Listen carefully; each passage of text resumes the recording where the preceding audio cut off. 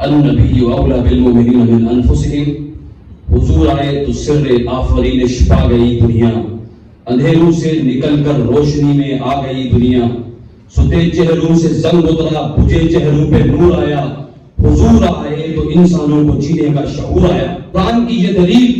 100 آیات میرے نبی مکرم کی ختم نبوت کے اوپر دلالت کرتی ہیں، 200 سے زائد احادیث ایسی ہیں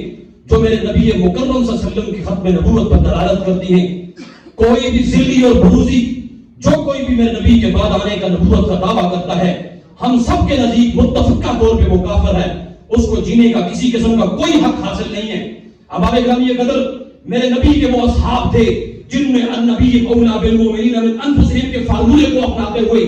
اللہ کے نبی کے اوپر اپنی جان کو قربان کر کے چلے گئے۔ آپ عبد الرحمن ابن عوف کے واقعے سے یہ بات سماعت کر لیجئے کہ وہ عبد الرحمن ابن عوف جب مکہ سے نکل کر مدینے کی طرف بڑھتے ہیں، ہمارے گرامی قدر جب وہ اپنے گھر سے نکلتے ہیں، اپنے گھر کا سارا ساز و سامان بیچ باچ کر، اپنی سارا ساز و سامان بیچ باندھ کر ایک کوٹلی باندھتے ہیں، اس کو اپنے اونٹ کے اوپر سوار کرتے ہیں، اپنے بیوی بچوں کو سوار کرتے ہیں۔ ایک بھائی آ جاتا ہے، کہتے ہیں عبد الرحمن کہاں جا رہے ہو؟ عبد الرحمن کہتے ہیں میں امام الانبیاء حضرت محمد رسول اللہ صلی اللہ علیہ وسلم کی بارگاہ میں جا رہا ہوں۔ تو میں عبد الرحمن، اگر تم نے محمد کی بارگاہ میں جانا ہے، عبد الرحمن ابن عوف نے اپنا مال بھی بھائیوں کو واپس کر دیا، اپنی اولاد بھی بھائیوں کو واپس کر دی۔ ایک وقت آیا جب عبد الرحمن نکلنے لگے، رب کعبہ کی قسم ہے عبد الرحمن کا جو بیٹا وہ بھی عبد الرحمن کے ساتھ سوار تھا۔ بڑے بھائی نے کہا عبد الرحمن اس بیٹے کو نہیں لے کے جا سکتے، اگر جانا ہے تو تنے تہان محمد عربی کے پاس چلے جاؤ، اس بیٹے کو ہمارے پاس چھوڑ جاؤ۔ عبد الرحمن ابن عوف کہتے ہیں آسمان کی طرف نگاہ کو اٹھایا اور بیٹے کی طرف دیکھا، میں اللہ ایک بیٹا 1000 بیٹا محمد کی عظمت پہ قربان ہے، لے جاؤ، نہیں چاہیے۔